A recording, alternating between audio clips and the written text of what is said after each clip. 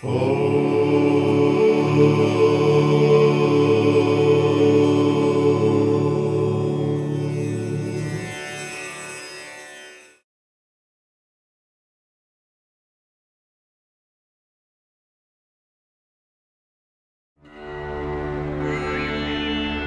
की धरती पर अनेक महान विचारक, दार्शनिक और आचार्य हुए हैं, लेकिन उन सब का चिंतन मात्र धर्म या अध्यात्म तक सीमित रहा।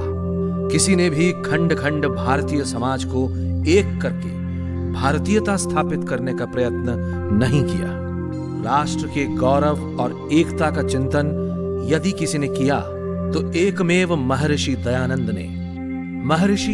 ने युगों से चली आ रही सामाजिक उदासीनता पर प्रहार करते हुए धर्म के साथ साथ जातीय एकता का चिंतन भी समाज को दिया।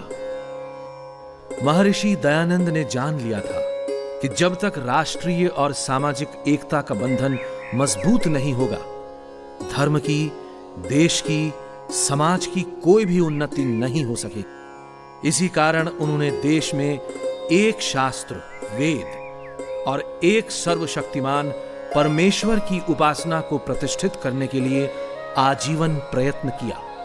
स्वामी दयानंद मात्र सन्यासी ही नहीं थे, वेद व्याख्याता ही नहीं थे, शास्त्रों में निपुण दिग्विजयी तार्किक विद्वान ही नहीं थे, अपितु वे सच्चे अर्थों में भारतीय एकता के सूत्रधार भी थे। महर्षि दयानंद एक सच्चे युग दृष्टा, युग सृष्टा थे।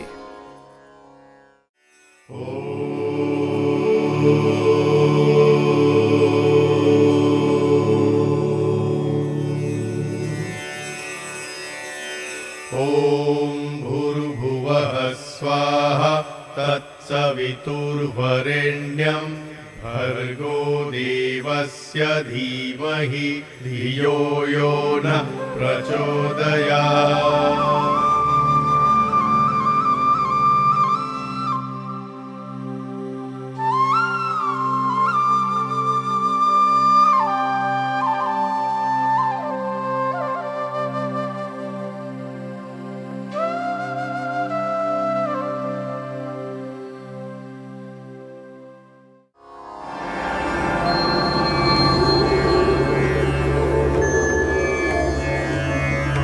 मैं हूं सृष्टि चक्र। मेरे घूमने से ही समय की गति का भी आभास होता है। अरबों वर्षों में मेरा एक चक्र पूरा होता है, जिसमें अनेकों सभ्यताएं जन्म लेती और नष्ट होती हैं। मैंने अपने इस चक्र में भी सैकड़ों सभ्यताएं देखी। मैंने इस आर्यावर्त के स्वर्णिम काल का शिखर भी देखा और पतन का गर्त भी। एक समय दिवस का प्रारंभ यहां वेदों की ऋचाओं से होता था। यहां ऐश्वर्य भी था और शांति भी। दुर्भाग्यवश आर्यावर्त की सभ्यताओं के विनाश का भी मैं मूक साक्षी हूं कि कैसे धर्म यहां क्षीण होने लगा और वासनाएं शक्तिशाली। न्याय का स्थान अन्याय ने ले लिया, धर्म का अधर्म ने, और पुरुषार्थ के आसन पर प्रमाद आसीन हो गया। आर्यावर्त का भविष्य अंधकारमय ही दृष्टिगत होता था कि तभी आर्यावर्त के अंधकारमय क्षितिज पर सौभाग्य का सूर्योदय हुआ, जब काठियावाड़ की मोरबी रियासत में डेमी नदी के तट पर टंकारा ग्राम में एक औदिच्य ब्राह्मण करशनजीत त्रिवाड़ी के घर 12 फरवरी 1824 ईस्वी को एक बालक का जन्म हुआ। बधाई हो, बेटा हुआ है।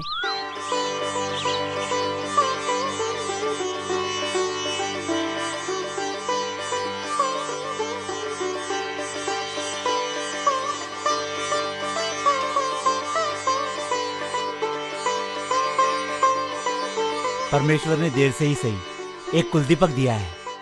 देखो कितना सुंदर है, आपके कुल का नाम रोशन करेगा। बालक का नाम मूलशंकर रखा गया। 5वें वर्ष में पिता ने देवनागरी अक्षर पढ़ाना प्रारंभ किया। मापोहिष्ठामयो भुवस्तान ऊर्जे दधातन महेरणाय चक्षसे। 8वें वर्ष में मूल शंकर का यज्ञोपवीत हुआ और उसके बाद यजुर्वेद का अध्ययन प्रारंभ हुआ।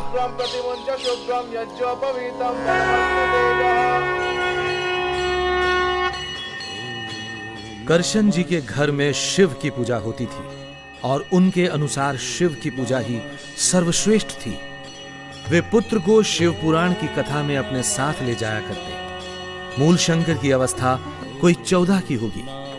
एक शिवरात्रि पर करशन जी ने मूल शंकर को शिव कथा महात्म्य सुनाया और जोर देकर उससे भी व्रत रखवाया और रात को मंदिर में जागरण के लिए अपने साथ लेकर गए। वहां मूल शंकर ने देखा, पिताजी, पिताजी, शिवलिंग पे चूहे चढ़ रहे हैं। चढ़ने दो बेटा, ये तो जानवर है, इन्हें कुछ पता नहीं। तुम आराम करो। लेकिन पिताजी, शिवजी की कथा के महादेव तो चेतन है, वरदान और श्राप देते हैं, नंदी बैल की सवारी करते हैं, फिर चूहे उनके ऊपर कैसे चढ़ सकते हैं? बेटा, आप कलयुग में महादेव के दर्शन कहाँ होते हैं? वो तो कैलाश में रहते हैं। ये शिवलिंग तो उनकी पूजा करने के लिए है, इसी से वो प्रसन्न हो जाते हैं। तुम आराम करो। मैं घर जा रहा हूँ। ठीक है, सैनिकों को साथ ले जाओ और हाँ, ध्यान रहे अपना व्रत न तोड़ना। माँ, प्रसाद और शिवलिंग पर चूहे कूद रहे थे। कूदने दो, आप भोजन करो। लेकिन माँ, चूहे बार बार शिवलिंग पे चढ़ रहे थे और प्रसाद को गंदा कर रहे थे। आज सुबह से कुछ नहीं खाया, आप भोजन करो।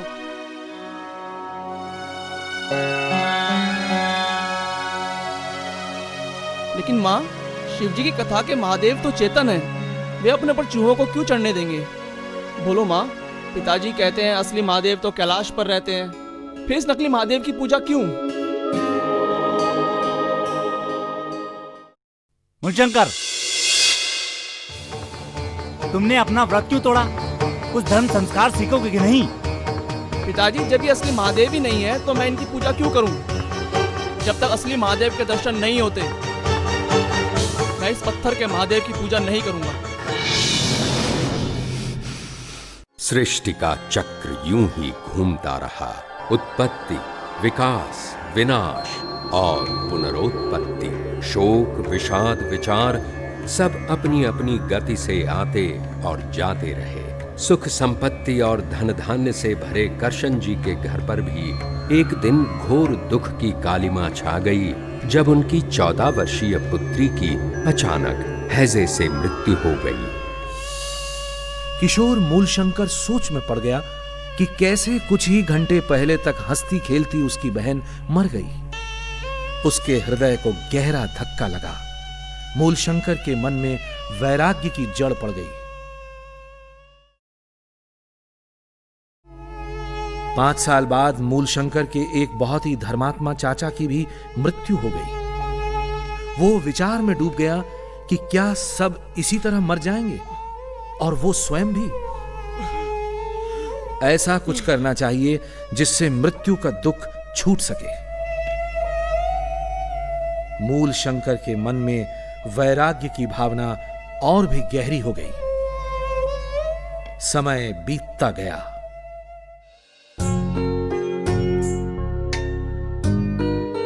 बेटा पूरे 19 साल का हो गया है। अब हमें उसका विवाह कर देना चाहिए। एक अच्छे घर से रिश्ता भी आया है। लड़की बहुत गुणवान और सुंदर है। तुम्हारी क्या राय है? ठीक ही तो है, पढ़ भी बहुत लिया है और हमें कौन सी उसे नौकरी करवानी है। संयोग देखकर बात नक्की करो। मूलशंकर, सुना है तुम्हारा विवाह होने वाला है? हाँ, घर में तो बात चल रही है, परंतु मैं गृहस्थ आश्रम नहीं करना चाहता। मैं तो आजीवन ब्रह्मचारी रहकर योग साधना करना चाहता हूँ। सुन रही हो अपने लाडले के इरादे? विवाह नहीं करना है, योगी बनकर मृत्यु पर विजय प्राप्त करना है, घर बार छोड़कर सन्यासी बनना है। हे भगवान! अब एक दिन का भी विलंब करना ठीक नहीं। मैंने कल ही कन्या के पिताजी को यहाँ बुला लिया है और आज से उसकी पढ़ाई लिखाई बिल्कुल बंद। इस पढ़ाई लिखाई के कारण ही तो उसके दिमाग में उल्टा सीधा घुसता है। पिताजी, मेरी काशी जाकर अध्ययन करने की इच्छा है। सुना है वहाँ बड़े बड़े विद्वान और योगाचार्य रहते हैं। कुछ नहीं, आपकी जितनी शिक्षा होनी थी उतनी हो चुकी। अब तक हमने आपकी हर बात मानी और उसका फल भी भुगता। अब और कुछ नहीं। और पढ़कर तुम्हें कोई नौकरी तो करनी है नहीं। बस अब आपका विवाह नक्की कर दिया है। अपनी गृहस्थी संभालो। और जब मूलशंकर ने जान लिया कि उसके माता पिता उसका विवाह किए बिना न मानेंगे, तो वो 21 वर्ष की आयु में संवत 1903 को गुपचुप घर से भाग निकला।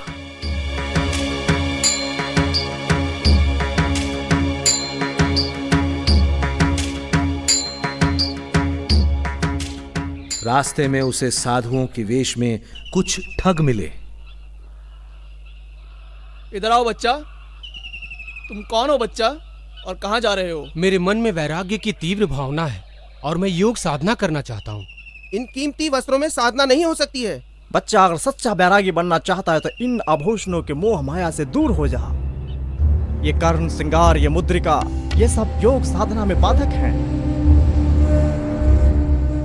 जिस उद्देश्य की प्राप्ति के लिए मैंने अपने माँ बाप को भी छोड़ दिया, उसी उद्देश्य की प्राप्ति की राह में इन तुच्छ कपड़ों और आभूषणों को रोड़ा नहीं बनने दिया जा सकता।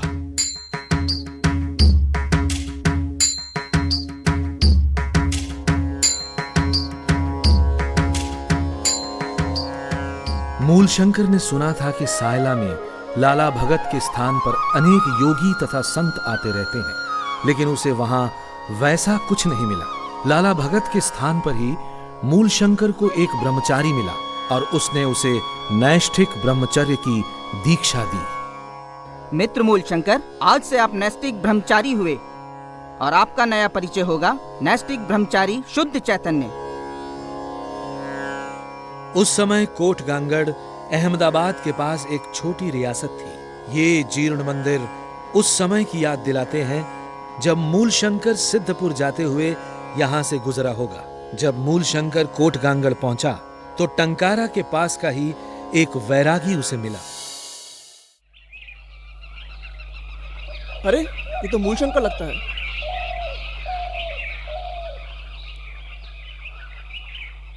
मूलशंकर, तुम यहाँ ये गेरुए वस्त्र क्यों धारण किए हैं? क्या तुमने घर छोड़ दिया है? हाँ, मैंने घर छोड़ दिया है। अब कहाँ जा रहे हो? मैं कार्तिकी के मेले पर सिद्धपुर को जा रहा हूँ।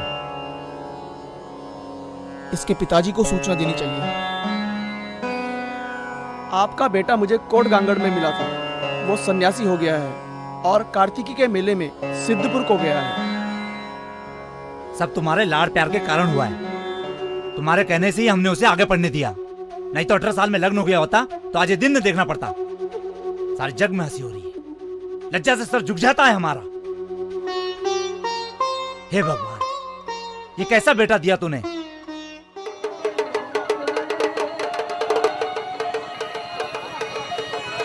सिद्धपुर एक महत्वपूर्ण पौराणिक तीर्थ है जहां माता के श्राद्ध के लिए लोग आते हैं। उनकी मान्यता है कि यहां तर्पण किए बिना माता की आत्मा मुक्त नहीं होती। मूलशंकर नीलकंठेश्वर महादेव के मंदिर में प्रवचन में बैठा था कि तभी करशन जी सिपाहियों के साथ आ पहुंचे। तुम हमारे कुल को बदनाम करने वाले पैदा हुए हो। तुम अपनी माता की हत्या करना चाहते हो। तुम्हारी माँ ये सहन नहीं कर सकेगी। चलो घर चलो। पिताजी आप शांत हो जाएं, क्रोधित ना हो पिताजी। मैं तो घर आने ही वाला था, अब आप आ गए हैं तो अब आपके साथ ही चलता हूँ। सैनिकों, एक पल के लिए भी इसे अकेला नहीं छोड़ना है।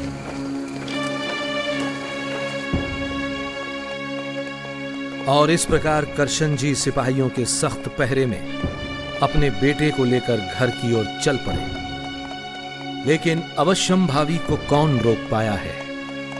रास्ता बहुत लंबा था और मूलशंकर का निश्चय बहुत ही पक्का।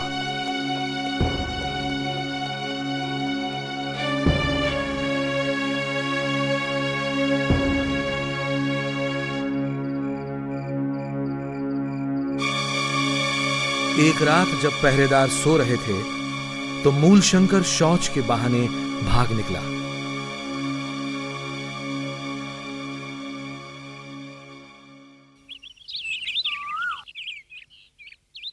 बेटा मूलशंकर, मूलशंकर,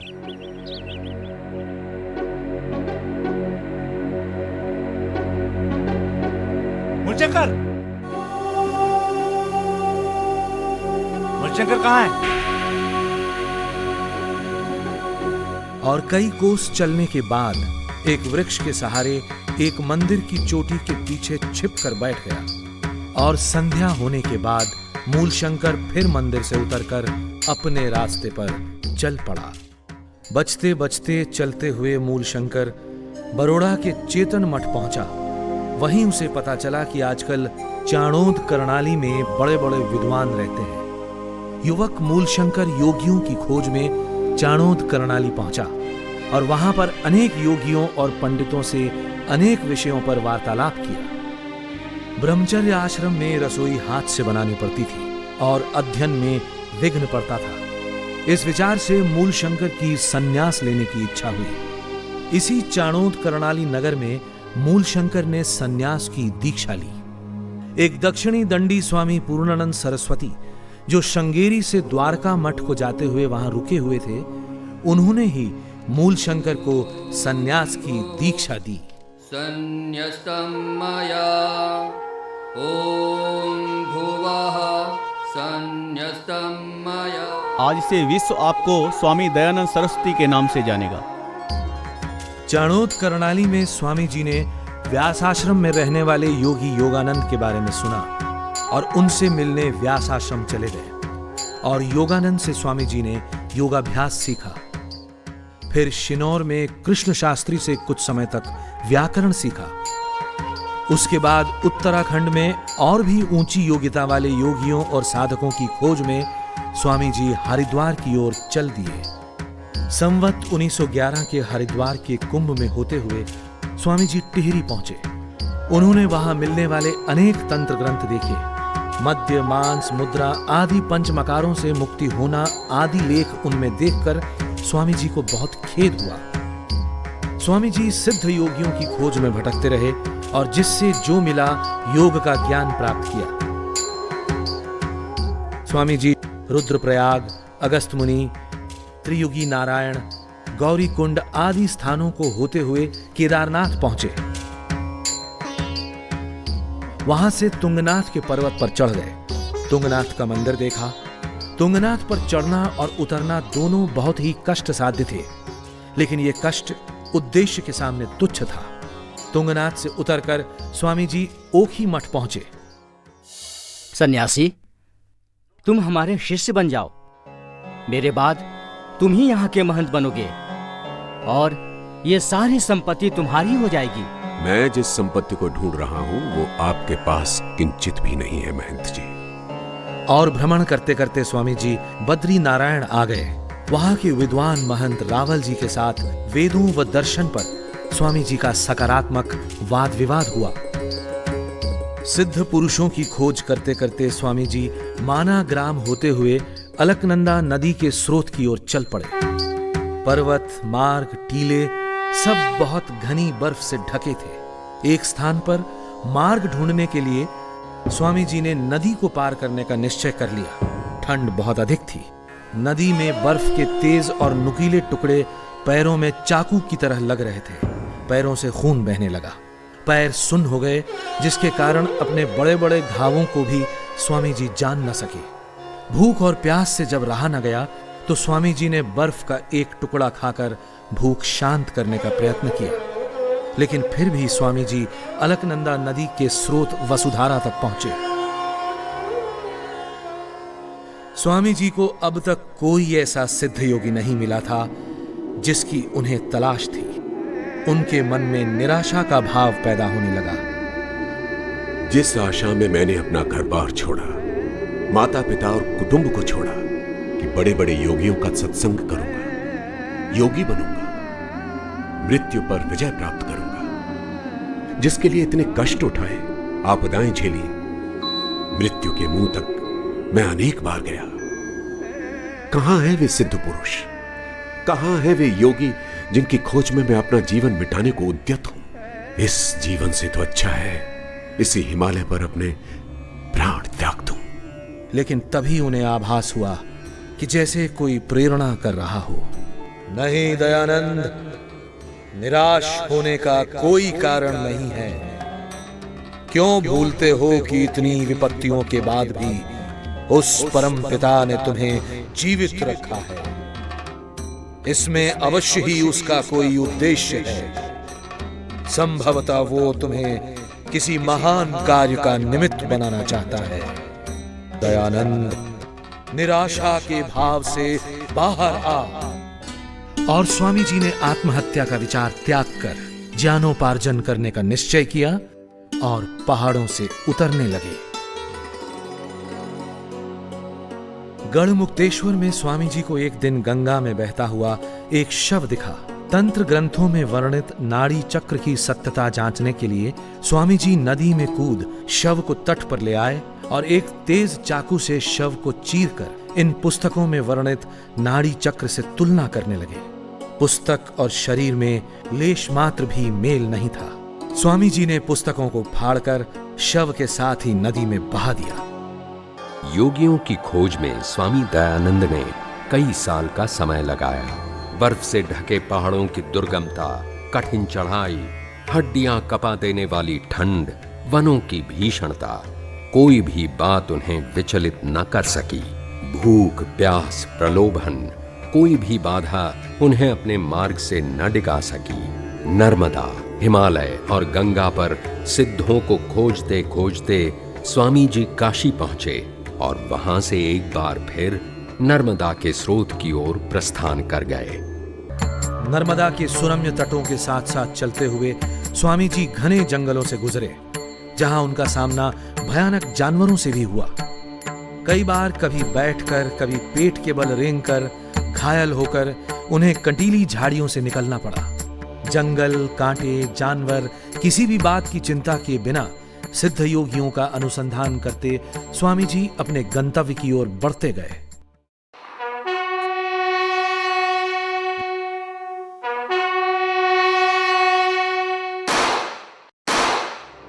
महर्षि दयानंद के जीवन वृत्त के 1857 से 1859 तक के 3 वर्षों का इतिहास में कोई एक मत ब्यौरा नहीं मिलता, लेकिन जो व्यक्ति कहता हो कि मतांतर के आग्रह से रहित, पक्षपात शून्य, पुत्र पर माता पिता के समान कृपा, न्याय और दया के साथ भी विदेशियों का राज्य पूर्ण सुखदायक नहीं हो सकता, वो व्यक्ति ऐसे कठिन समय में अवश्य ही कहीं स्वराज्य प्राप्ति के लिए संघर्ष कर रहा होगा।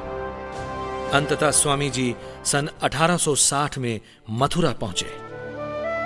हरिद्वार में ही स्वामी पूर्णानंद जी ने उन्हें व्याकरण मार्तंड स्वामी विरजानंद जी के पास जाने की सलाह दी थी। गले में रुद्राक्ष की माला, शरीर पर भस्म, गेरुए वस्त्र और हाथ में लोटा लिए स्वामी जी एक दिन दंडी विरजानंद जी की पाठशाला में उपस्थित हुए। कौन है? मैं हूं दयानंद सरस्वती।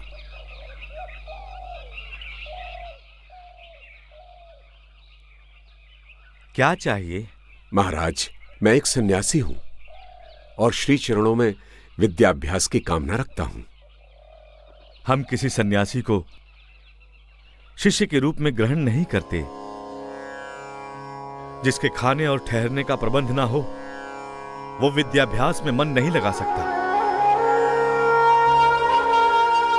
दंडी जी की इस शर्त से निराश हो स्वामी जी यमुना पर किम कर्तव्य विमूढ़ घूम रहे थे कि संयोग से एक सज्जन पुरुष अमरलाल जोशी से उनका परिचय हुआ और उन्होंने स्वामी जी के भोजन का प्रबंध कर दिया। विश्राम घाट पर लक्ष्मी नारायण मंदिर में रहने के लिए एक कोठरी भी मिल गई। श्री चरणों में दयानंद का अभिवादन स्वीकार हुआ आचार्यवर। चिरंजीवी भव। मेरे भोजन और आवास की व्यवस्था हो गई है। चिरंजीव, यदि कोई मनुष्य प्रणीत अनार्ष ग्रंथ तुम्हारे पास हो तो तुम उसे यमुना में बहा आओ, क्योंकि जब तक इन अनार्ष ग्रंथों का प्रभाव तुम्हारे मस्तिष्क पर रहेगा, तब तक आर्ष ग्रंथों का प्रकाश तुम्हारे चित्त में प्रवेश न कर सकेगा। जैसी आज्ञा गुरुदेव। दयानंद, आज मैं जिस आग को चिंगारी के रूप में तुम्हारे मस्तिष्क में स्थापित कर रहा हूं, कल वही चिंगारी एक विराट अग्निपुंज बनकर भारत भूमि के भ्रांत मतों और अंधविश्वास को जलाकर राख कर देगी। और दंडी जी के चरणों में अनेक आर्ष ग्रंथों का सघन अभ्यास प्रारंभ हुआ।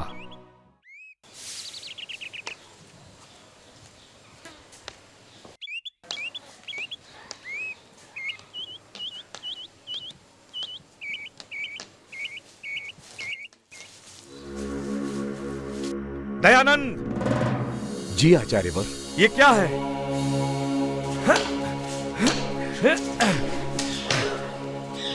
क्षमा करें आचार्यवर।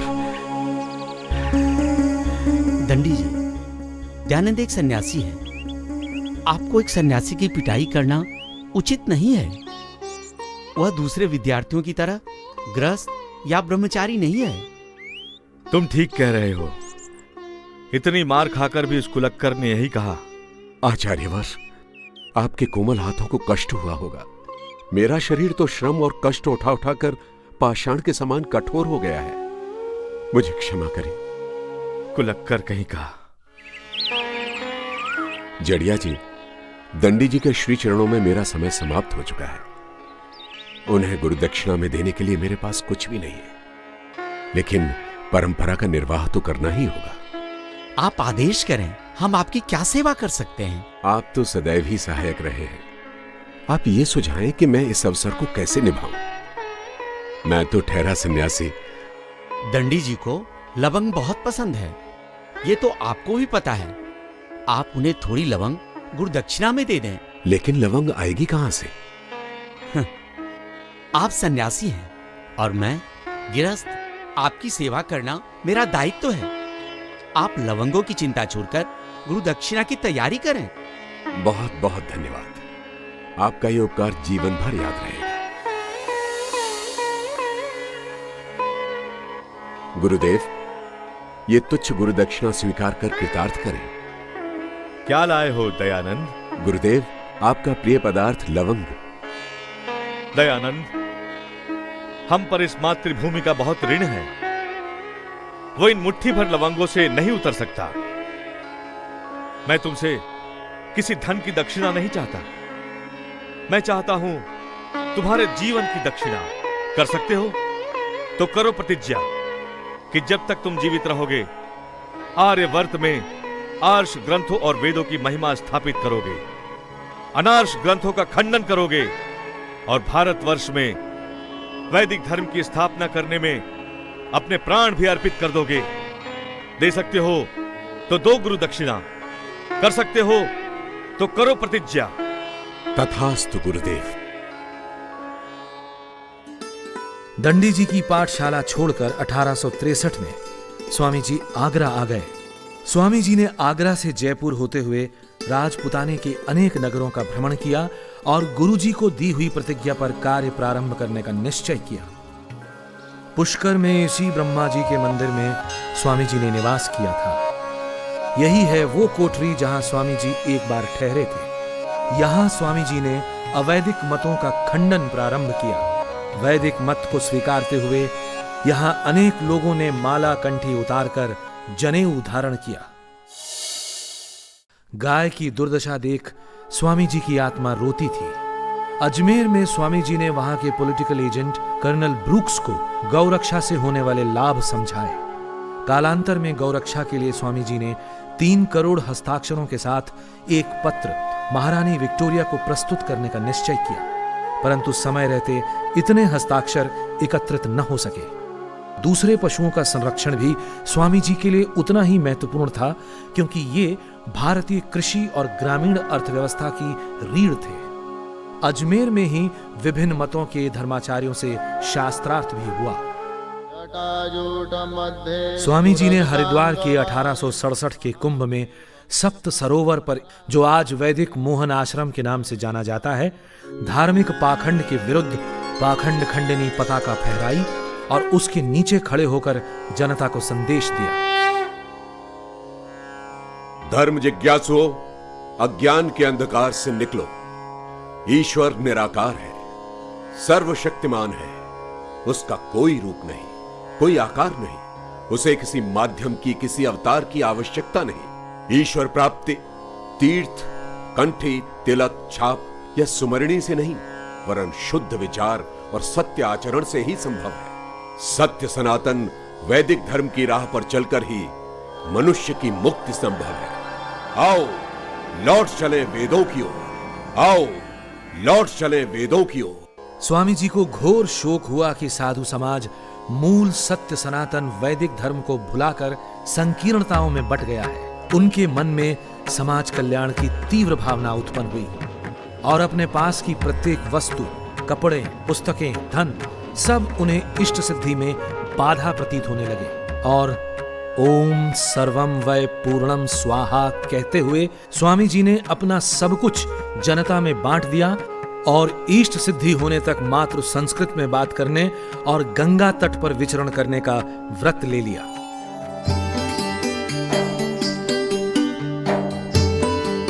गंगा किनारे अनेक छोटे बड़े नगरों का भ्रमण करते हुए स्वामी जी कर्णवास पहुंचे।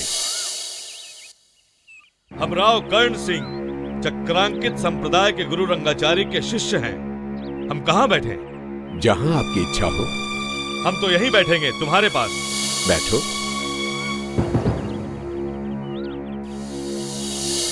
लेकिन मस्तक पर यह तिलक क्यों लगाया है? तिलक लगाने से ईश्वर प्राप्त नहीं होता। स्वामी, ये हमारा परम मत है। यदि तुमने इसका खंडन किया तो हम बहुत बुरी तरह पेश आएंगे। सत्य कहते हुए सिर भी कटता है तो चिंता नहीं। और यदि तुम लड़ाई करना चाहते हो तो जाकर राजपूताना के राजाओं से करो। और यदि शास्त्रार्थ करना है तो वृंदावन से अपने गुरु को बुलवा लो और प्रतिज्ञा लिखवा लो कि यदि वो हार जाए तो अपना मत छोड़ दे, अन्यथा मैं अपना मत छोड़ दूंगा। स्वामी, हम चाहें तो इस तलवार को तुम्हारे पेट में घुसेड़ दें, लेकिन हमारा सन्यासी धर्म हमें इसकी आज्ञा नहीं देता। महर्षि दयानंद ने नगर नगर ग्राम ग्राम घूमकर शास्त्रार्थों के द्वारा अपने प्रतिद्वंदियों को परास्त किया। दयानंद के अमोघ अस्त्र शास्त्रार्थ के सामने बड़े बड़े धर्म योद्धा धराशायी हो गए। मुरादाबाद में राजा जय कृष्णदास की कोठी के ये भग्नावशेष प्रत्यक्षदर्शी हैं उस ऐतिहासिक शास्त्रार्थ के जो यहाँ पादरी डब्ल्यू पार्कर और स्वामी जी के बीच हुआ था। ये शास्त्रार्थ 15 दिनों तक चला था। इसमें अनेक विषयों पर वाद विवाद हुआ था। इस शास्त्रार्थ की विशेषता ये थी कि इसे स्वयं वहां के कलेक्टर ने आयोजित किया था। वहां उपस्थित अंग्रेज ये देखकर दंग रह गए थे कि एक सन्यासी राजनीति शास्त्र पर भी धारा प्रवाह बोल सकता है। वागर्थः प्रतिपत्तये जगतः पितरो वंदे पार्वती परमेश्वरौ। आज मैं दयानंद से इन मूर्तियों को भोग लगवा कर ही उठूंगा। वेदों में मूर्ति पूजा का प्रमाण तो दीजिए। मूर्ति पूजा का प्रमाण? आप लक्षण के लक्षण बताइए। लक्षण का कोई लक्षण नहीं होता। जैसे आटे का आटा नहीं होता या दूध का दूध नहीं होता।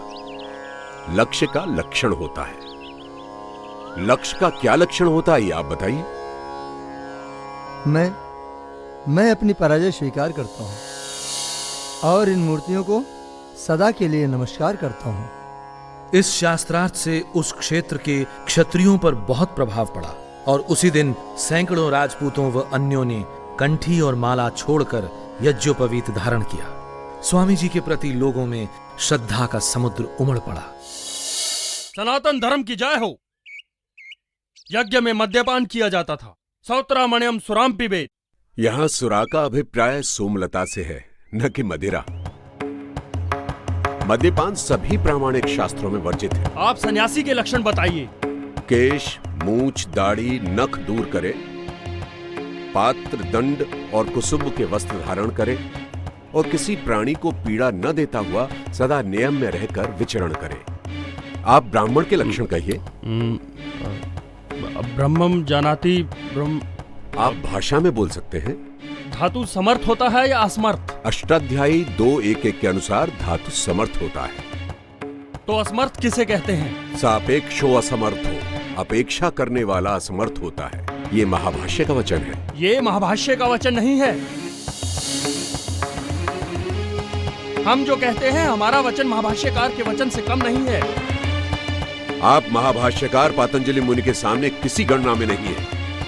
पांडित्य का इतना गर्व है तो बताइए कलम किसकी संज्ञा है?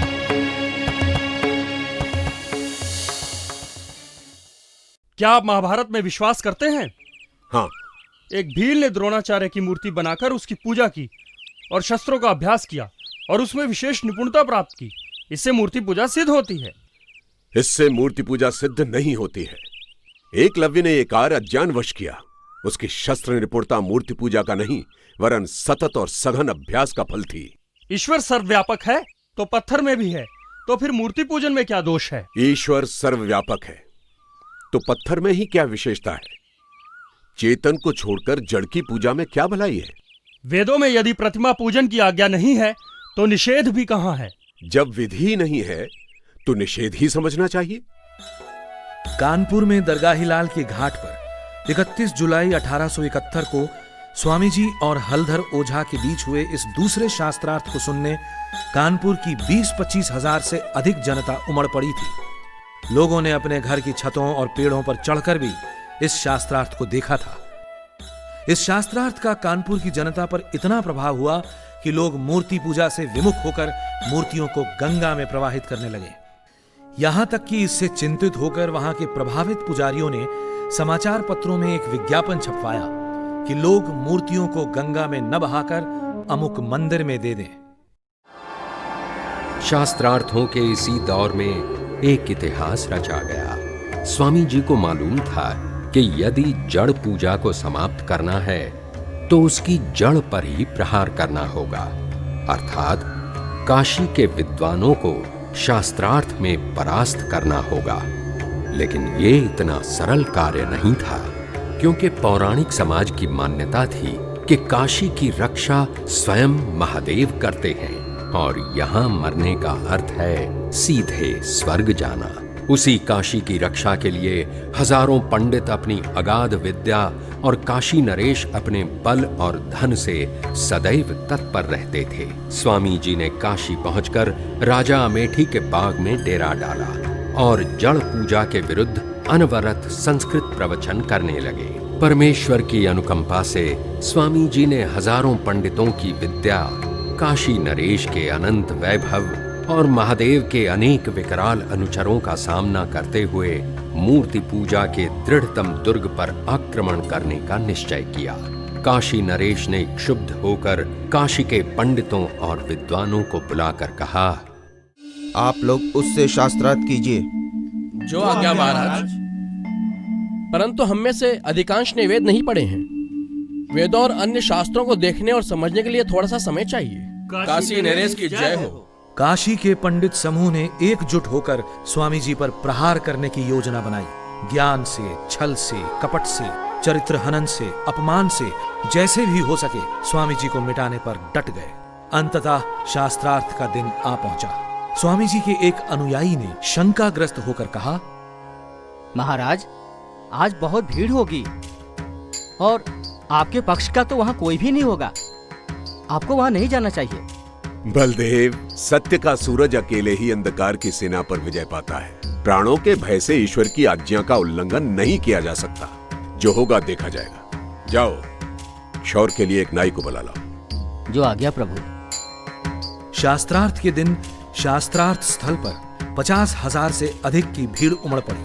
काशी के पंडित पालकियों में बैठकर चंवर डुलवाते हुए और अपनी जय बुलवाते हुए शास्त्रार्थ स्थल पर पहुंचे।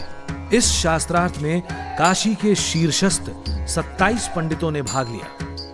प्रबंध में जानबूझकर अव्यवस्था पैदा कर दी। स्वामी जी के पक्ष वालों को बाग में प्रवेश ही नहीं करने दिया गया और शास्त्रार्थ आरंभ हुआ। क्या आप वेदों का प्रमाण स्वीकार करते हैं? हाँ। वेदों में मूर्ति पूजा का कोई प्रमाण हो तो दिखाइए। आनंदमयो अभ्यासात, दिखलाइए कि ये सूत्र वेद मूलक है।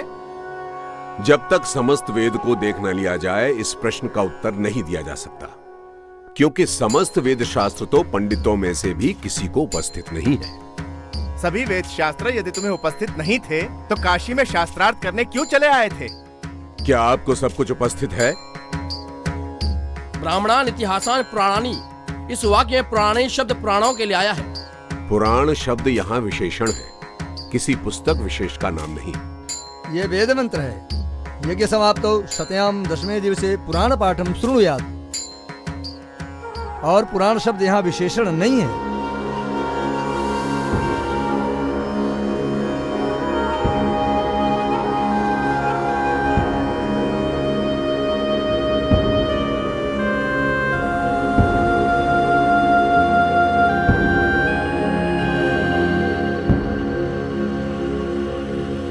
स्वामी जी उस तुड़े मुड़े पुर्जे के अपठनीय लेख को पढ़ने का प्रयत्न कर ही रहे थे कि ओ दयानंद हार गए, दयानंद हार गए। सब कुछ पूर्व निर्धारित योजना के अनुसार किया गया। पंडितों के गुंडों ने स्वामी जी को शारीरिक हानि पहुंचाने का भी पूरा प्रयत्न किया, लेकिन रघुनाथ प्रसाद कोतवाल की तत्परता से उन्हें कोई हानि नहीं पहुंची। उस दिन कौन जीता कौन हारा ये तो ईश्वर जानता है, लेकिन स्वामी जी को आशा थी कि इतने विद्वानों की उपस्थिति में शास्त्रार्थ न्यायपूर्वक होगा। अनेक दिनों तक चलने वाला शास्त्रार्थ कुछ ही घंटों में समाप्त कर दिया गया और वेदों में मूर्ति पूजा न होने की सच्चाई स्थापित होने से रह गई।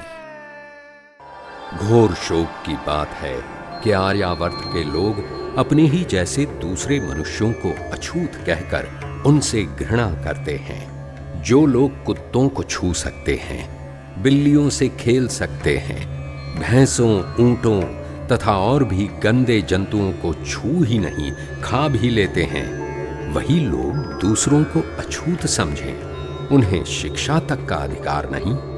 ये कैसा न्याय है, कैसा धर्म है?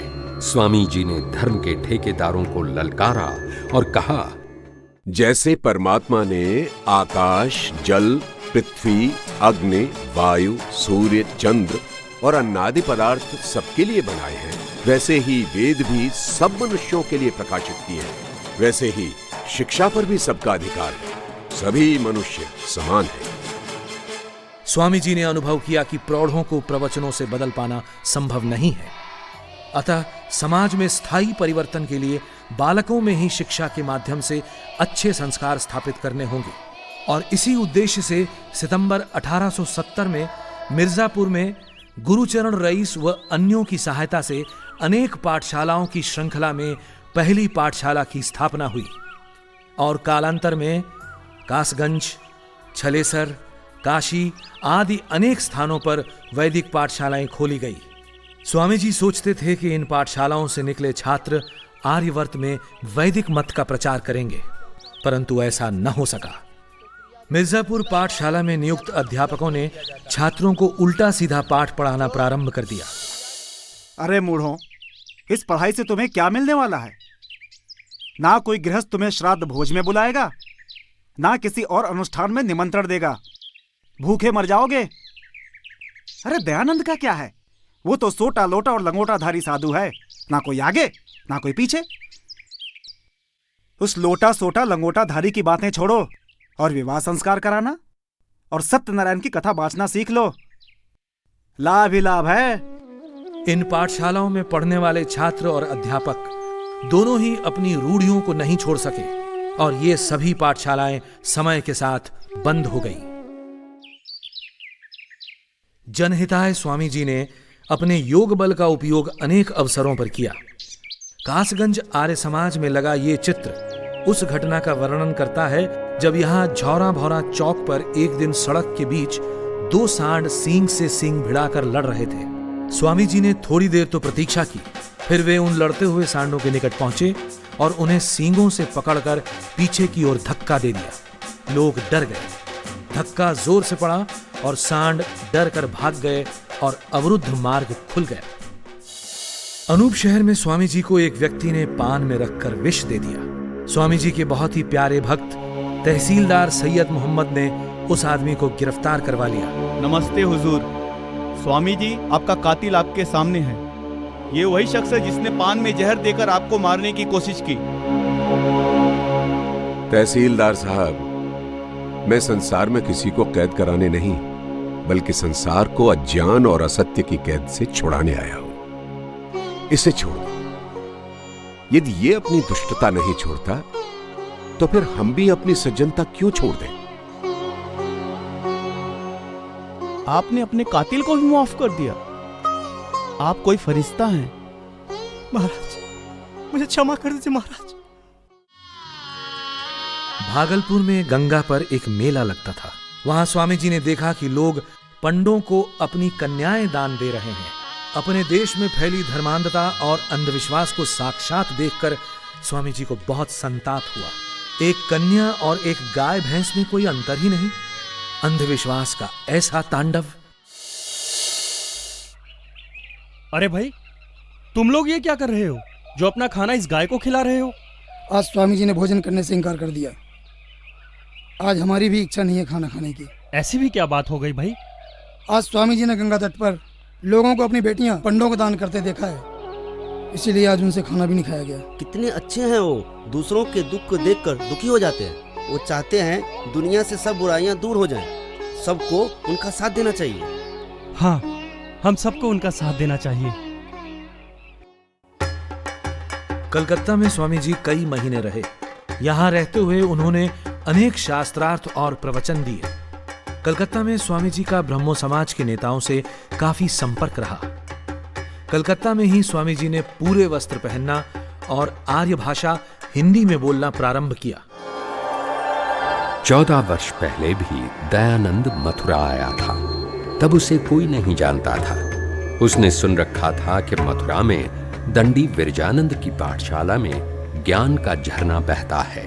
ज्ञान के उसी झरने से ज्ञान की कुछ बूंदें प्राप्त करने दयानंद दंडी विरजानंद की शरण में पहुंचा था और अध्ययन के बाद वैदिक धर्म के पुनरुत्थान में अपना शेष जीवन लगा देने की प्रतिज्ञा के साथ उसने मथुरा छोड़ा था। आज वही दयानंद फिर मथुरा आया है। आज वो शिष्य नहीं, गुरु है। उसके लाखों शिष्य हैं। आज उसका नाम सुनकर बड़े बड़े धर्म दुर्ग हिलने लगते हैं। उनके रक्षकों को हृदयाघात होने लगता है। उस समय भी मथुरा वृंदावन भारत में पौराणिक धर्म के दृढ़तम दुर्ग समझे जाते थे और इस दुर्ग के द्वारपाल थे रंगाचार्य। स्वामी जी के मथुरा वृंदावन पधारने का उद्देश्य था रंगाचार्य से शास्त्रार्थ करना। रंगाचार्य कहते थे कि तिलक, छाप, कंठी और मूर्ति पूजा सब वेद सिद्ध है। स्वामी जी ने उन्हें शास्त्रार्थ के लिए निमंत्रण भेजा, लेकिन रंगाचार्य शास्त्रार्थ के लिए आगे नहीं आए। स्वामी जी का तो कमाल है, उनकी हाजिर जवाबी का तो कोई जवाब ही नहीं। हाँ, एक बार अनूप शहर में एक नाई स्वामी जी के लिए बड़े प्यार से अपने घर से रोटी बनाकर लाया और स्वामी जी ने भी उसे उतनी इज्जत देकर स्वीकार किया।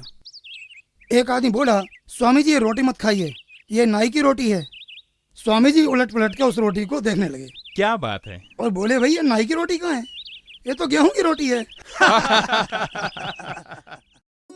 1874 में जब स्वामी जी काशी में थे तो स्वामी जी के एक श्रद्धालु राजा जय कृष्णदास ने उनसे आग्रह किया कि महाराज, समस्त जनता तक आपके उपदेश पहुंचे, इस उद्देश्य से आपको अपने विचार पुस्तक के रूप में छपवाना चाहिए, क्योंकि न तो आप स्वयं सर्वत्र जा सकते हैं और न सभी लोग आपके प्रवचनों को स्वयं सुन सकते हैं। और उनके सुझाव पर 12 जून 1875 को स्वामी जी ने सत्यार्थ प्रकाश लिखवाना प्रारंभ किया।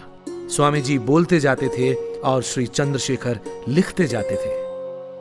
सत्यार्थ प्रकाश नामक ग्रंथ 4 महीने से भी कम समय में तैयार किया था। इसमें सैकड़ों ग्रंथों से उद्धरण दिए गए हैं। इस ग्रंथ में मुख्यतः इन विषयों पर ऋषि ने अपने विचार लिखे।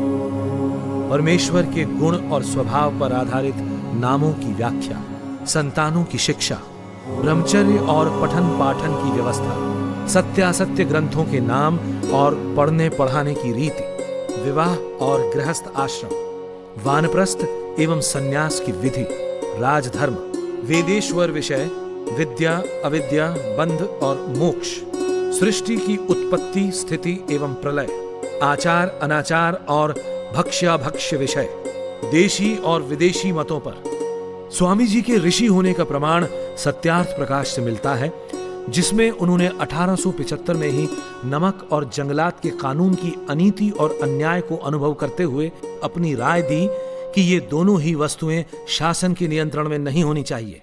सत्यार्थ प्रकाश ने अनेक क्रांतिकारियों को देश पर मर मिट जाने की प्रेरणा दी। राम प्रसाद बिस्मिल, शहीद भगत सिंह, चंद्रशेखर आजाद, स्वामी श्रद्धानंद, लाला लाजपत राय, वीर सावरकर, श्यामजी कृष्ण वर्मा और भाई परमानंद जैसे वीरों की एक लंबी सूची है। गुरु को दी हुई प्रतिज्ञा का निर्वाह करते करते स्वामी जी दिसंबर 1874 को मुंबई आ गए।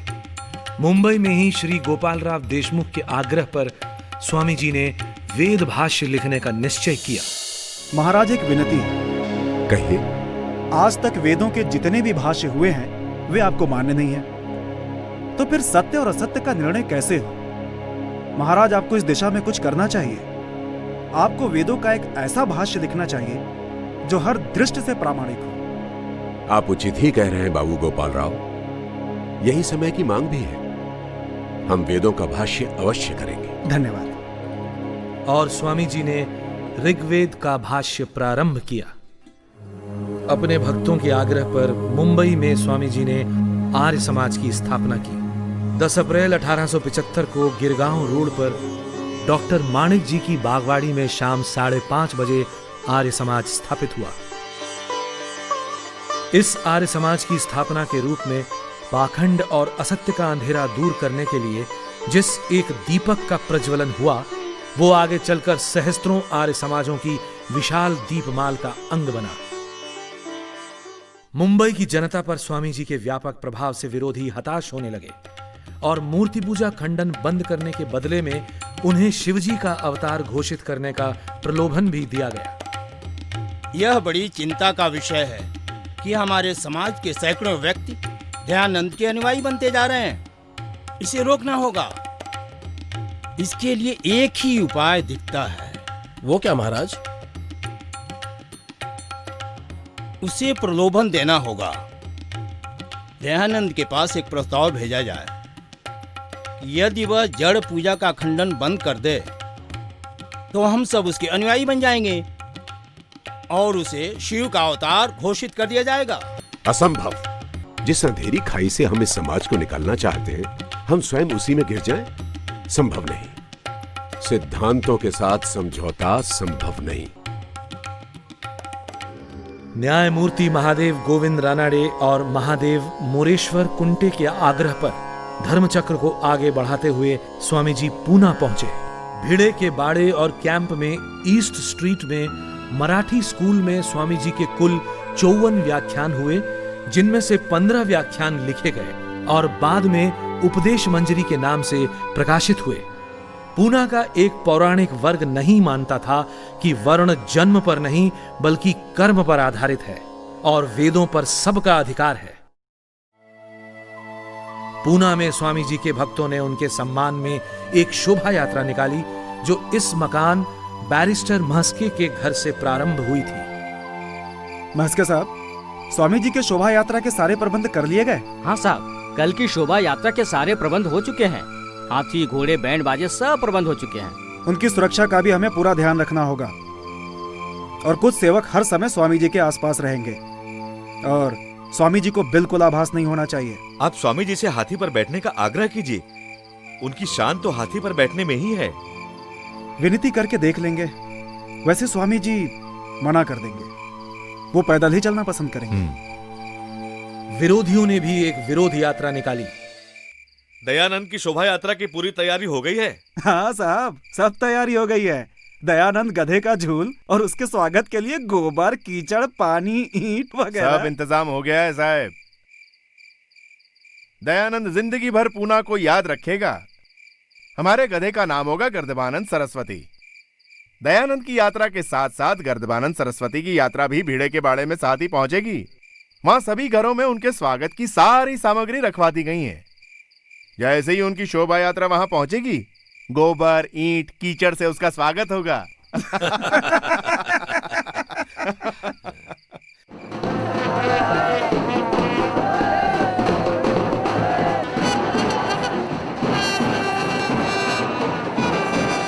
दोनों शोभा यात्राएं सायं 7:30 बजे भीड़े के बाड़े पहुंची, जहां स्वामी जी का व्याख्यान होना था। स्वामी जी की शोभा यात्रा पर ईंट और पत्थरों की बारिश हुई। घरों की खिड़कियों और छतों से कीचड़, गोबर और पत्थर बरसते रहे। पूना के भक्तों का विश्वास और धैर्य प्रशंसनीय था, जो इस सब के बाद भी हजारों की संख्या में उपस्थित रहे। शाहजहांपुर जिले के चांदापुर गांव के दो जमींदार भाइयों ने आपसी धार्मिक मतभेदों को हमेशा के लिए मिटाने के उद्देश्य से चांदापुर में एक मेला आयोजित किया। इसमें देवबंद के मौलवी मोहम्मद कासिम, बरेली के पादरी स्कॉट और आर्य धर्म के प्रतिनिधि के रूप में स्वामी जी ने भाग लिया। इस मेले में परमेश्वर ने जगत को किस वस्तु से, किस समय और किस उद्देश्य से रचा, ईश्वर सर्वव्यापक है या नहीं, ईश्वर न्यायकारी और दयालु किस प्रकार है, वेद, बाइबल और कुरान के ईश्वरवाणी होने का क्या प्रमाण है, मुक्ति क्या है और वो कैसे प्राप्त होती है, इन 5 विषयों पर सकारात्मक वाद विवाद हुआ। इस मेले का नाम था ब्रह्म विचार मेला। वैदिक धर्म की सच्चाई के सामने कोई न ठहर सका। मुक्ति क्या है? दुखों से छूटने का नहीं, बल्कि पापों से बचने और स्वर्ग में पहुंचने का नाम मुक्ति है। खुदा की मर्जी है, जिसे चाहे मुक्ति दे, जिसे चाहे ना दे। यदि हाकिम किसी पे नाराज हो जाए तो उसे और भी कड़ा दंड दे सकता है, और खुश हो जाए तो उसे छोड़ सकता है। सब दुखों से छूटकर सच्चिदानंद स्वरूप परमात्मा को प्राप्त होकर सदा आनंद में रहने और जन्म मरण में न गिरना ही मुक्ति है, और यह मात्र सत्कर्मों से ही प्राप्त हो सकती है।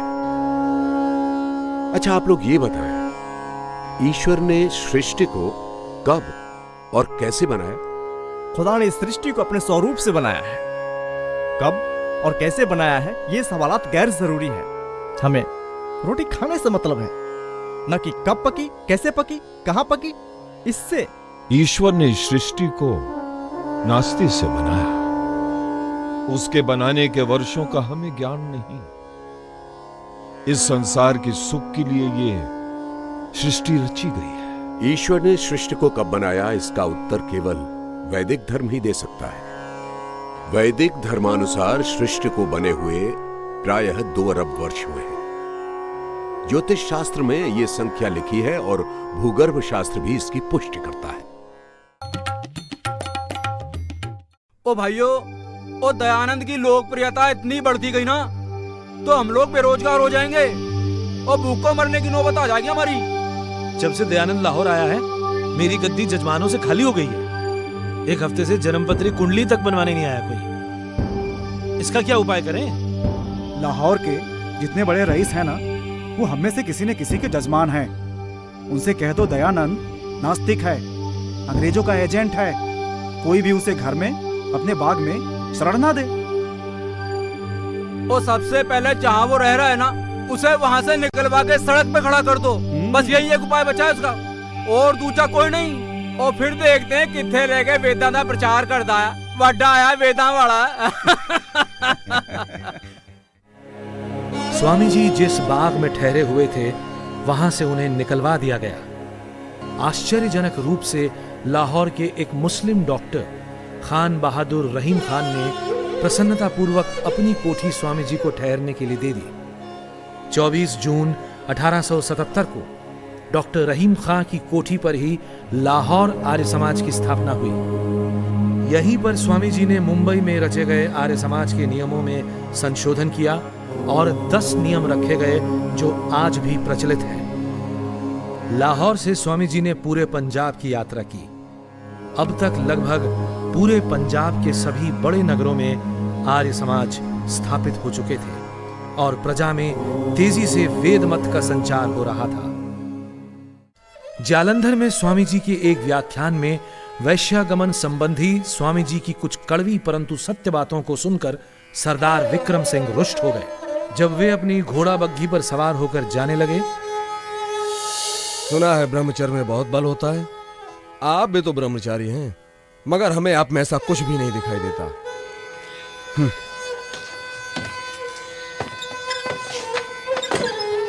चलो कोचवान।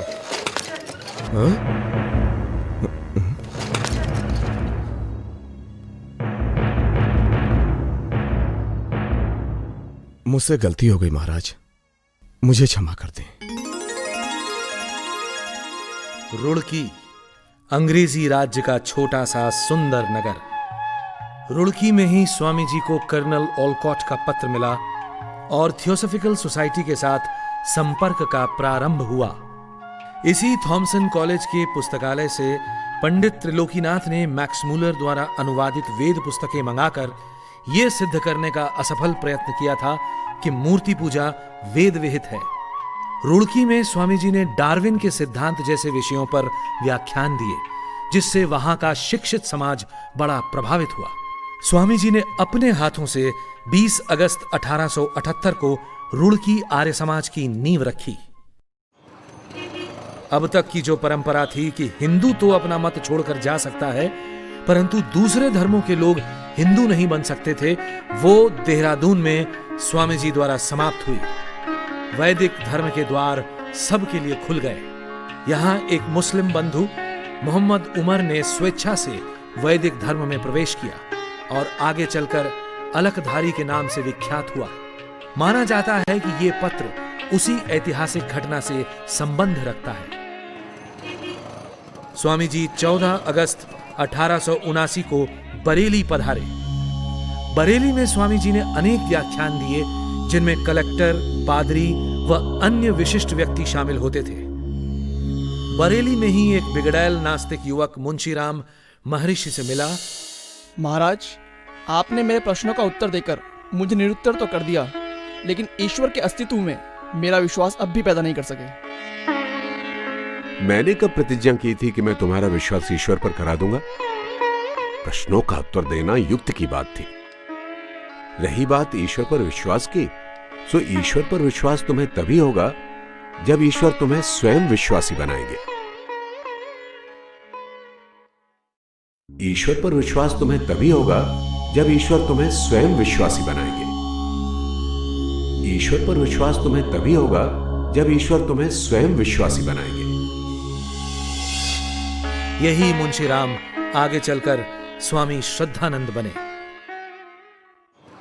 इस स्थान पर कभी बरेली का टाउन हॉल हुआ करता था, जहां 25, 26 व 27 अगस्त 1879 को पादरी स्कॉट के साथ स्वामी जी का बहुचर्चित शास्त्रार्थ हुआ।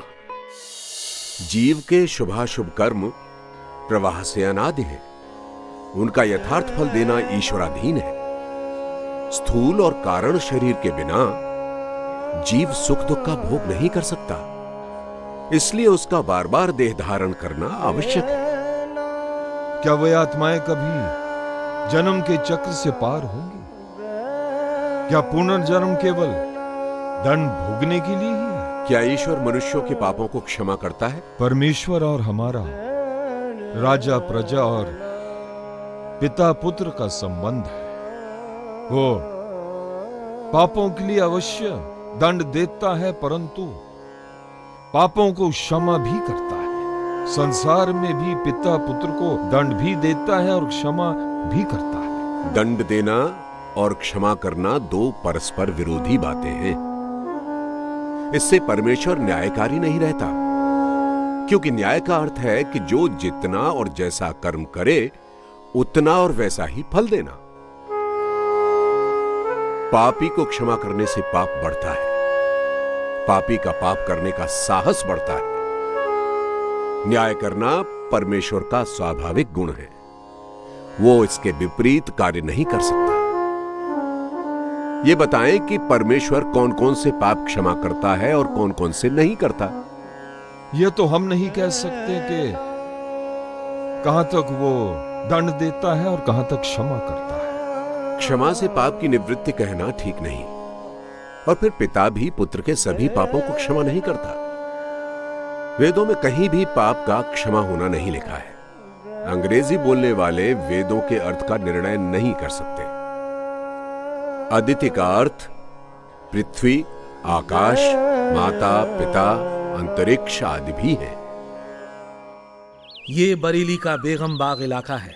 यहाँ पर स्वामी जी लक्ष्मीचंद खजांची की कोठी में ठहरे थे। स्वामी जी के प्रवचनों में कुछ कड़वी बातों से वहाँ के कमिश्नर रुष्ट हो गए और उन्होंने खजांची को बुलवा भेजा। हुजूर ने याद फरमाया, लक्ष्मीचंद खजांची, ये दयानंद स्वामी तुम्हारा ही कोठी पर ठहरा है? जी हुजूर। अपने स्वामी से कहो ज्यादा सख्ती से काम न ले। हम ईसाई लोग तो सभ्य है, वाद विवाद से नहीं घबराता, लेकिन अनपढ़ हिंदू और मुसलमान बिगाड़ उठा तो उसका प्रवचन बंद हो जाएगा। जो हुक्म सरकार। लेकिन खजांची साहब की हिम्मत नहीं हुई कि स्वामी जी को यह संदेश स्वयं दे दे। महाराज जी, कल खजांची साहब को कमिश्नर साहब ने अपने बंगले पर बुलवाया था। ये आपसे कुछ कहना चाहते हैं। तो भाई इसमें सहमने की क्या बात है? कमिश्नर ने यही कहा होगा ना कि अपने पंडित से कहो ज्यादा सख्ती ना किया करे। आप चिंता ना करें।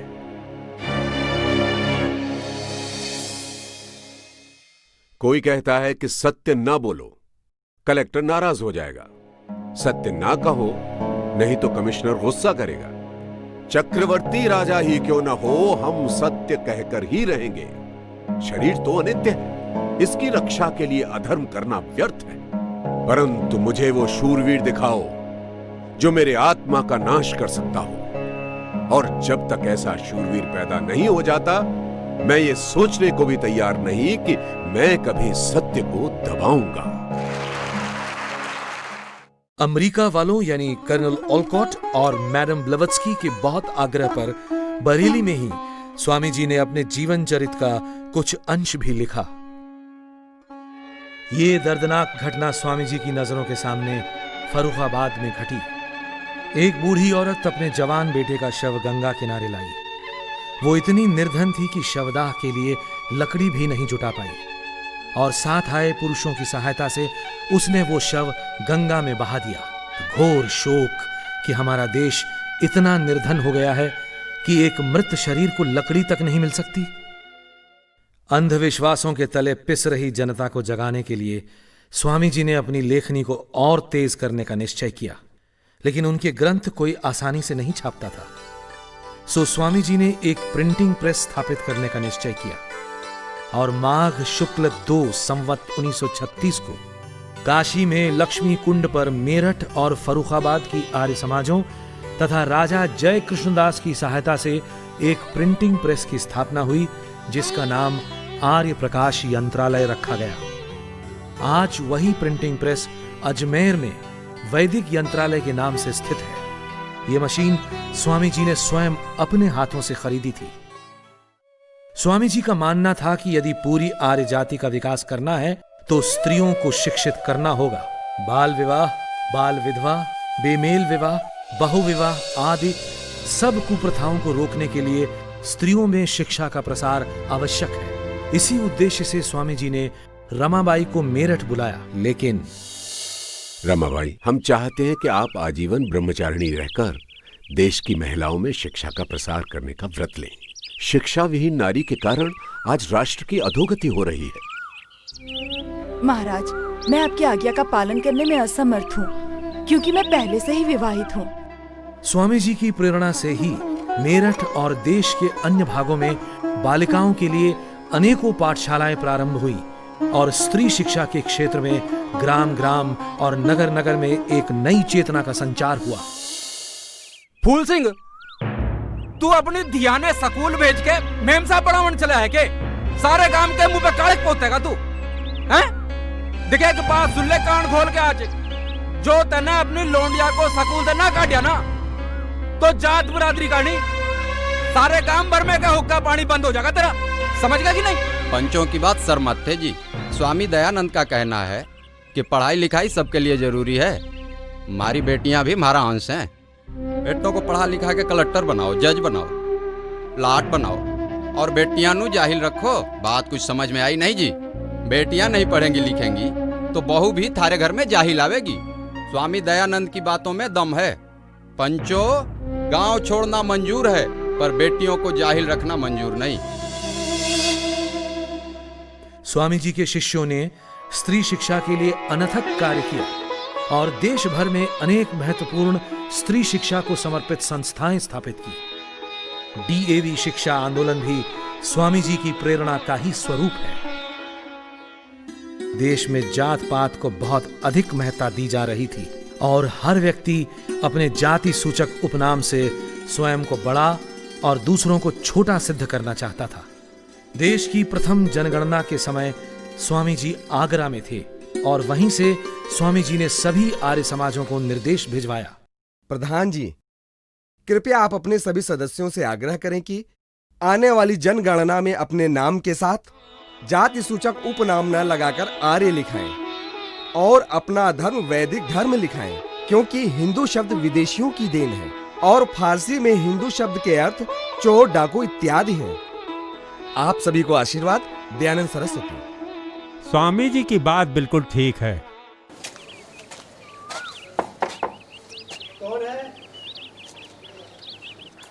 नमस्ते। नमस्ते जनाब, हम देश की पहली जनगणना के सिलसिले में आए हैं। आपसे चंद सवाल पूछना चाहते हैं। पूछिए जनाब। श्रीमान, आपका नाम? सुखराम। जाति? आर्य। आर्य? आर्य क्या है? आप तो ब्राह्मण है ना?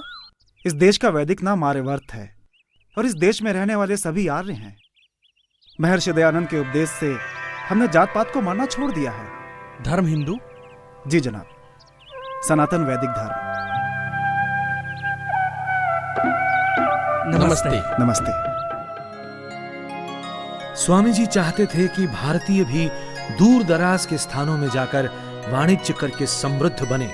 यदि अंग्रेज 7 समंदर पार करके यहाँ आकर व्यापार कर सकते हैं तो आप क्यों नहीं। स्वामी जी की यह हार्दिक इच्छा थी कि भारतीय युवक जर्मनी जाकर तकनीकी प्रशिक्षण प्राप्त करें और देश को समृद्ध बनाएं। स्वामी जी ने जर्मनी के एक प्रोफेसर वाइस के साथ इस विषय में लंबा पत्राचार भी किया था। राजपुताना के अनेक बड़े राजा और महाराजा स्वामी जी के शिष्य बन गए थे और शासन के अनेक विषयों पर स्वामी जी से मार्गदर्शन प्राप्त करते थे। अगस्त 11 सन 1882 को महाराणा सज्जन सिंह के निमंत्रण पर स्वामी जी उदयपुर पधारे। उदयपुर में स्वामी जी लगभग 7 महीने रहे और उन्हें नौलखा महल में ठहराया गया। महाराणा ने पूरे मान सम्मान के साथ स्वामी जी की सेवा की। नौलखा महल के इस कमरे में स्वामी जी ठहरे थे। स्वामी जी के आग्रह पर उदयपुर महाराज ने अनेक समाज सुधार के कार्यों को अपने राज्य में लागू किया और अपने महल में नित्य हवन भी करने लगे थे। एक दिन महाराणा ने शायद स्वामी जी की परीक्षा ली। आप एकलिंग महादेव के महंत बन जाएं, सारा राज्य आपके अधीन हो जाएगा, क्योंकि शैव यहाँ राजधर्म है और लाखों रुपए मंदिर की आय है। यह हास्य का विषय नहीं है राजन। आप प्रलोभन देकर हमसे परमेश्वर की आज्ञा भंग कराना चाहते हैं। आपका ये राज्य और आपका ये मंदिर मुझे अपने विश्वास से डिगा नहीं सकते। आपके इस राज्य की सीमा से तो मैं एक दौड़ लगाकर बाहर हो सकता हूं, लेकिन परमात्मा के राज्य से भागकर कहां जाऊंगा? धृष्टता क्षमा हो महाराज, मैं तो आपके निश्चय की दृढ़ता देख रहा था। नौलखा महल में ही स्वामी जी के प्रवचन होते थे। एक युग दृष्टा की भांति उन्होंने कहा, हमारी चिंता मात्र समाज के धार्मिक और नैतिक उत्थान तक ही सीमित नहीं है। हमें स्वदेश का सम्मान भी उतना ही प्यारा है। हमें स्वदेशी चिकित्सा पद्धति और स्वदेशी वस्त्रों को अपनाना चाहिए और देश के राजाओं को अपने अपने राज्य में भाषा और भावना में एकता उत्पन्न करनी चाहिए। महाराणा सज्जन सिंह में स्वामी जी को एक योग्य शिष्य मिला। स्वामी जी का विश्वास था कि एक भाषा के बिना देश में एकता और राष्ट्रीयता का संचार संभव नहीं और राष्ट्रभाषा बनने की योग्यता मात्र हिंदी में है। इसी विचार से स्वामी जी ने अपने ग्रंथ संस्कृत और हिंदी में लिखे और स्वामी जी के निर्देश पर आर्य समाजों ने भी हिंदी को ही अपनाया। सन 1882 में सरकार ने हंटर कमीशन नियुक्त किया था कि उत्तर भारत के सरकारी दफ्तरों में कौन सी भाषा और लिपि रखी जाए। स्वामी जी ने इसके लिए सभी आर्य समाजों को पत्र लिखकर निर्देश दिया कि कमीशन में देवनागरी लिपि के पक्ष में अपना मत भेजें। स्वामी जी और उनके अनुयायियों ने राष्ट्रभाषा हिंदी की जो सेवा की, उसके लिए देश सदैव उनका ऋणी रहेगा। स्वामी जी को अपने अंत का आभास होने लगा था। उन्होंने अपनी उत्तराधिकारिणी सभा, परोपकारिणी सभा की उदयपुर में ही एक स्वीकार पत्र लिखकर स्थापना की और महाराणा सज्जन सिंह को स्वामी जी ने इस सभा का सभापति बनाया। इस सभा को स्वामी जी ने अपने वस्त्रों, पुस्तक, धन और यंत्रालय सहित सभी निजी वस्तुओं का अधिकार दिया।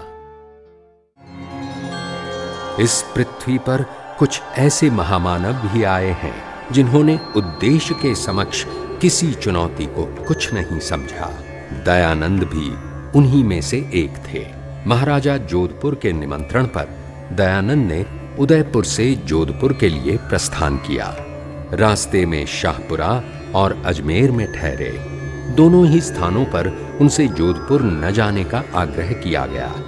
निर्भीक दयानंद के जीवन में अनेक बार ऐसे अवसर आए जब उनका हित चाहने वालों ने उन्हें ऐसी सम्मतियां दी, लेकिन न तब और न अब ही दयानंद पर उनका कोई प्रभाव हुआ। सत्य के उपदेशक को किसका डर? महाराज, ये मेरी धृष्टता ही होगी कि श्री महाराज को कुछ करने या ना करने की सम्मति दूं। बस इतनी प्रार्थना है कि आप जहां जा रहे हैं वहां जाकर वेश्यावृत्ति का अधिक खंडन ना करें। हे नृपश्रेष्ठ, बड़े बड़े कटीले पेड़ों को नाई के नहुरने से नहीं काटा जा सकता। उसके लिए तो भारी और तेज कुल्हाड़ों की ही आवश्यकता होती है। कहां नहूरने की और कहां कुल्हाड़े की आवश्यकता होती है, मैं अच्छी तरह जानता हूं। आयुष्मान भव। महाराज, आप जोधपुर न जाइए। वहां की मरुभूमि न केवल प्राकृतिक दृष्टि से मरु है, अपितु धार्मिक दृष्टि से भी उसर है। महाराज, वह मूलासुर का देश है, वहां ना जाना ही उचित होगा। हाँ महाराज। हाँ महाराज, हमने उन्हें वचन दिया है, हमें वहां जाना ही होगा। वो लोग हमारी उंगलियों को यदि बत्ती बनाकर दिए में रखकर जला भी दे तो भी कोई चिंता नहीं। मैं वहां जाकर अवश्य ही सत्य का उपदेश करूंगा।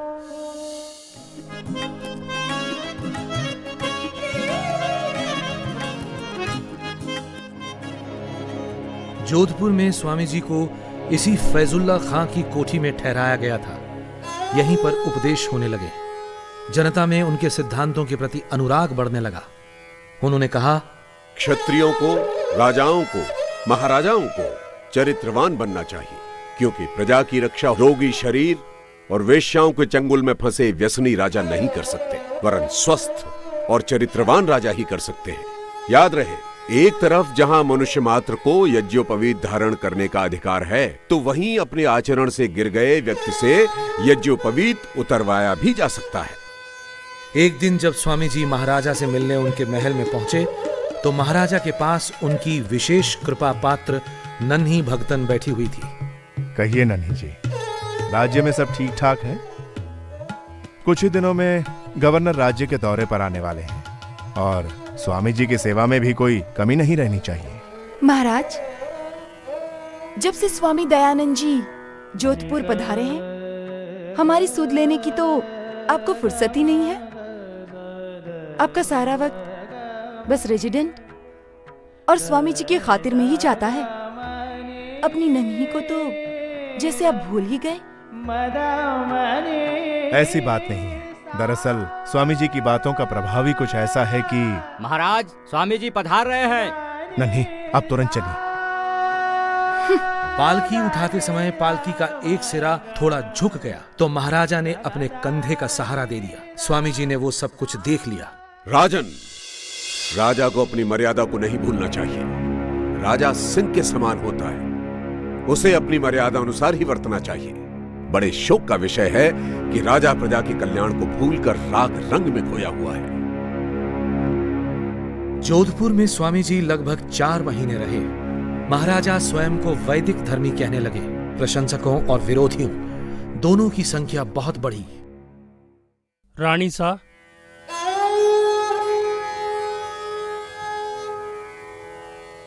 आज रात को उस स्वामी के दूध में ये पुड़िया मिलाकर देना है तुझे।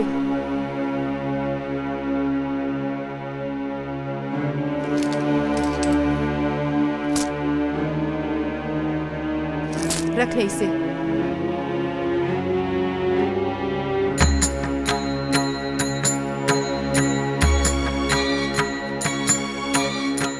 स्वामी जी को राजपुताने के राजाओं महाराजाओं से बहुत आशा थी। गुरु को दी हुई प्रतिज्ञा उन्हें पूरी होती दिखने लगी, लेकिन परमेश्वर को कुछ और ही स्वीकार था। 29 सितंबर की रात को नित्य की भांति उनके रसोइये ने उन्हें दूध पिलाया, लेकिन देर रात उदरशूल के कारण स्वामी जी की नींद टूट गई। उन्हें संदेह हुआ कि उन्हें कोई विषाक्त पदार्थ खिलाया गया है। स्वामी जी ने न्यौली क्रिया करके विष को निकालने का प्रयत्न किया, लेकिन नहीं निकाल पाए। राज्य की ओर से पहले डॉक्टर सूरजमल और फिर अली मर्दान खान ने उनका इलाज किया, लेकिन उपचार के साथ रोग बढ़ता गया। कहीं इलाज में लापरवाही की गई थी या फिर एक षड्यंत्र। पहले दूध में विष और फिर जानबूझकर गलत दवा। 26 अक्टूबर को स्वामी जी अजमेर में भिनाई कोठी में आ गए। तबीयत में कोई सुधार नहीं हुआ। 30 अक्टूबर दीपावली का दिन। अचानक उस दिन स्वामी जी को काफी अच्छा लग रहा था। लगभग 5:30 बजे स्वामी जी ने अपने पास खड़े लोगों से कहा, आप सब लोग हमारे पीछे की ओर खड़े हो जाएं। सामने कोई न खड़ा रहे। सभी खिड़की दरवाजे और रोशनदान खोल दो। आज तिथि क्या है? कौन सा पक्ष और कौन सा वार है? महाराज, कृष्ण पक्ष का अंत, शुक्ल की आदि अमावस्या और दिन मंगलवार है। और स्वामी जी ने कुछ देर ईशोपासना की। ओम य आत्मदा बलदा यस्य विश्व उपासते प्रशिशं यस्य देवा यस्य छायामृतं यस्य मृत्युः तस्मै देवाय हविषा विधे। हे दयामय सर्वशक्तिमान ईश्वर, तेरी यही इच्छा है, तेरी यही इच्छा है। तेरी इच्छा पूर्ण हो।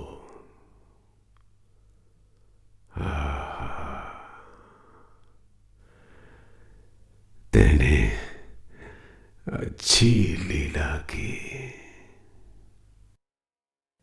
कुछ देर मौन रहने के पश्चात सांस रोककर प्राण बाहर निकाल दिए।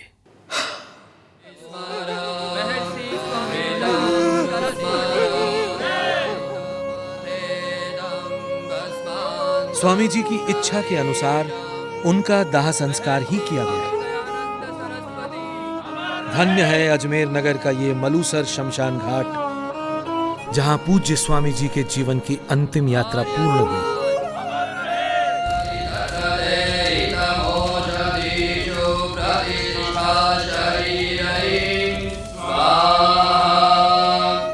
मेरे शव की भस्म खेतों में डाल देना, काम आएगी।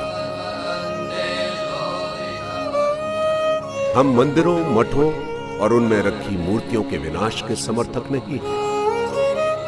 हम तो लोगों के मस्तिष्क में बनी अंधविश्वास की मूर्तियां तोड़ना चाहते हैं, न कि मंदिरों और मठों में रखी हुई मूर्तियां।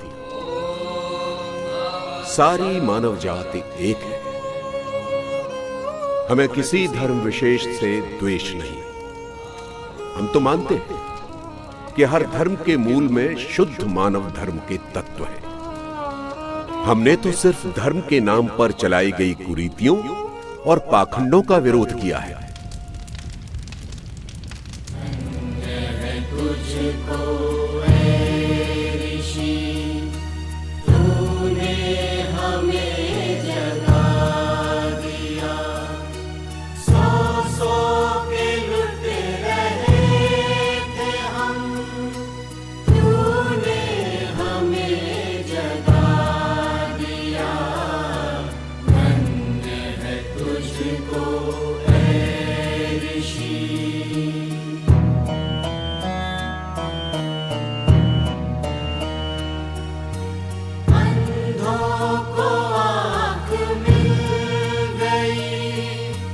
मुर्दों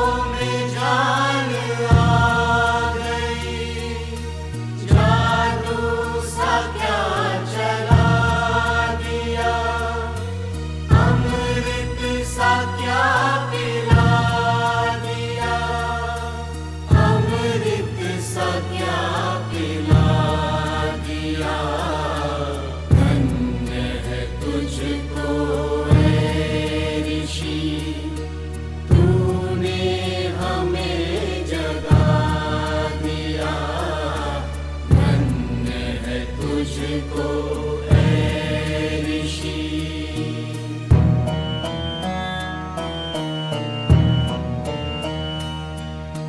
तुझ में कुछ ऐसी बात थी कि तेरी बात पे ऋषि लाखों शहीद हो गए, लाखों ने सर झुका दिया, लाखों ने सर झुका दिया। धन्य है तुझको ऐ ऋषि, तूने हमें जगा दिया। धन्य है तुझको ऐ ऋषि।